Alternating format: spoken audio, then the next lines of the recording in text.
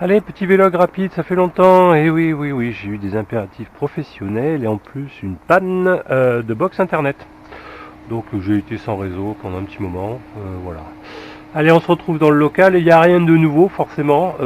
Pour vous dire quand même que le code PVBrain 2, ben, en tout cas en routeur off-grid, ben, fonctionne bien. Je l'étoffe et de toute façon il va être complètement réécrit, modulé d'une manière générale pour écrire de façon native.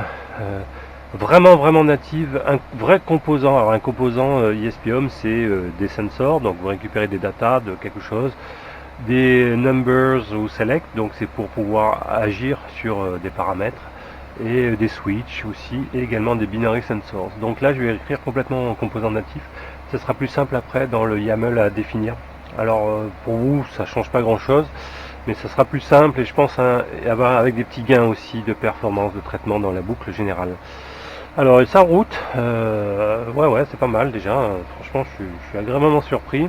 D'ailleurs, petite info, là je régule avec les informations du Smart Shunt pour le courant et tension, mais déjà un utilisateur du routeur sur le PVBrain 2 l'a fait route uniquement avec les infos renvoyées par le DAIE, donc la boucle d'asservissement est assez rapide pour pouvoir faire ça, donc c'est pas mal. Donc uniquement avec les informations, je crois qu'il a branché son routeur sur la sortie GEN, voilà, qui peut être une sortie. Voilà, donc il a branché sur la sortie, enfin sur le port GEN, il a branché le LSA, quoi. Voilà, donc et ça régule bien, il est content. Que dire en plus, tiens, regardez, j'ai reçu des petits éléments pour préparer String 6. Wow, non mais c'est dans très longtemps, mais mine de rien j'ai des panneaux qui traînent à droite à gauche. J'aimerais bien me fabriquer un système en accordéon qui permet de stocker par exemple 4 panneaux à la verticale et par contre à déplier sur des sortes de rails, voilà, avec des roues et tout ça, enfin bref, des roues bloquées dans les rails pour déplier à plat. Voilà, un truc qui, je sais pas moi, en 3 minutes vous dépliez ça au sol et ça vous fait une string supplémentaire pour quand il fait mauvais, donc vraiment pour récupérer la luminosité diffuse. Voilà, j'ai ça. Bon, si ça me coûte un bras en ferraille, je le ferai pas, hein, mais bon, pourquoi pas. Et ça serait pour String 6 ou alors un autre assez coupling à voir. Peu importe. Que dire de plus? Je vais faire plutôt des vidéos, notamment un Acton par rapport à la réécriture complète du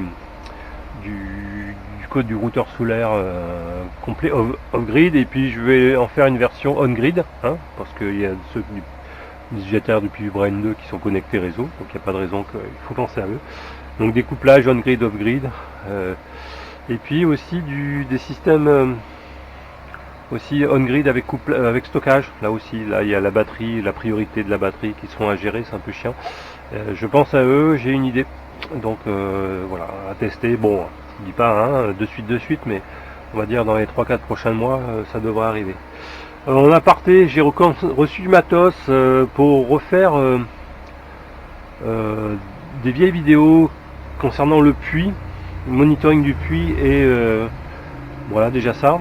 Bon, ça marche bien. Bon, il y a quand même quelques 3 semaines, j'ai eu au bout de 6 ans, j'ai eu mon capteur de débitmètre. Je croyais qu'il était cassé, mais en fait c'est le tartre à l'intérieur qui a bloqué les LED. Et donc j'avais plus de data, j'ai mis un moment à comprendre. Je croyais que c'était le capteur, mais en fait j'ai mis un moment à comprendre que c'était bloqué mécaniquement. Un petit tapoté au marteau avec dessus, et puis en envoyant de l'eau, ça l'a libéré. Puis bon, ça marchera le temps que ça marchera. Mais du coup j'ai l'idée de refaire la vidéo sur le puits avec que des composants Modbus. J'ai trouvé des capteurs qui permettent de mesurer la pression au fond d'un puits, de l'eau, donc voilà, et avec une mesure en différentiel par rapport à un capteur à la surface de pression. Donc c'est ce que j'avais fait au travers de ma bouteille d'eau. Je crois que c'est la vidéo 21 ou 25, c'est très vieux maintenant. Mais bon, j'ai trouvé un capteur Modbus qui calcule directement la pression et qui envoie les informations, donc qui permet de récupérer, si vous connaissez la géométrie de votre puits, le volume d'eau restant. Voilà, j'ai trouvé aussi d'autres choses. Alors je vais vous montrer, je viens de le recevoir. Par exemple pour des débitmètres, là le truc à ailette qui fonctionne en analogique. Vous voyez, ça c'est la version Modbus. Voilà, du truc.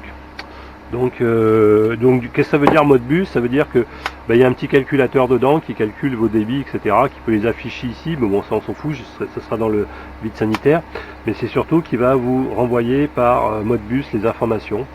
Voilà, donc je vais tout basculer Modbus dans un proche avenir, enfin voilà. Donc du coup, la version Puy évoluera en Modbus.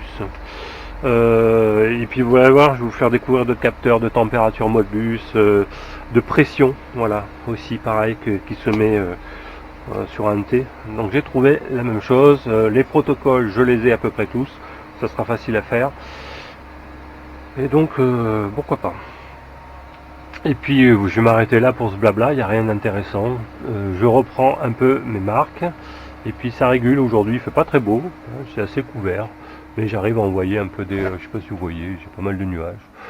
Ouais, c'est pas... J'envoie du 1000-1500 watts dans le routeur. Bon, c'est déjà pas mal. C'est déjà pas mal. Allez, à bientôt.